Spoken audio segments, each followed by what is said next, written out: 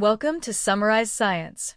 Today, we're exploring a new paper that looks at black holes in a modified theory of gravity. This theory adds extra components to Einstein's equations, specifically something called shift-symmetric scalar gauss-bonnet gravity. The scientists extended this theory by including a cubic Galilean interaction.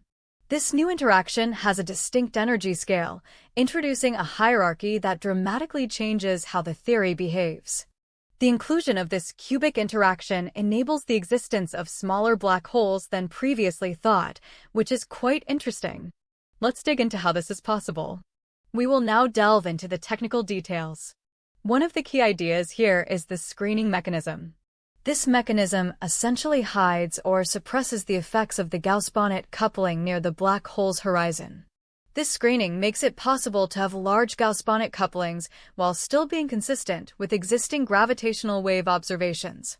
Observable quantities, such as the scalar charge, the innermost stable circular orbit, ISCO, and its orbital frequency, are most affected for small black holes.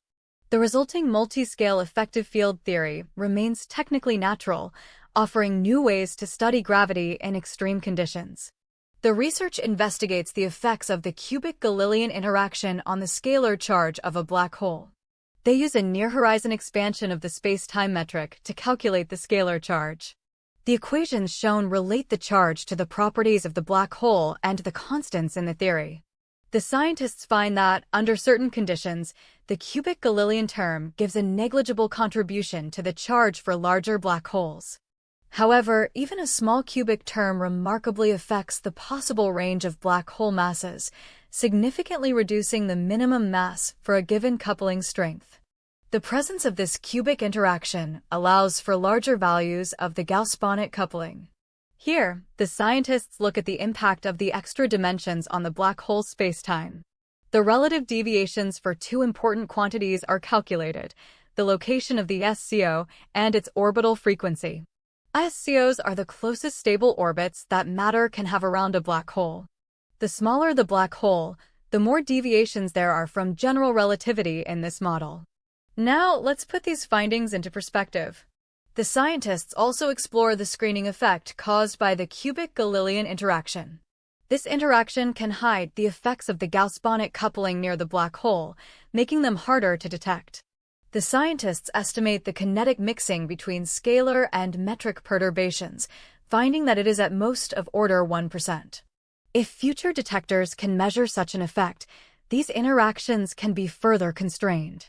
Overall, the research shows that the cubic Galilean interaction changes the phenomenology of black holes in gauss-bonnet gravity.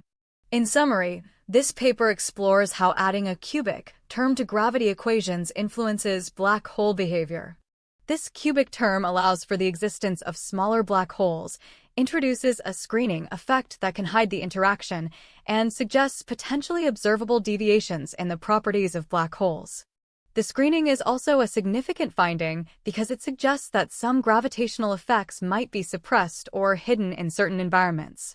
This would mean that the range of black holes that can exist in the universe can be expanded upon and allows for a wider range of possibilities.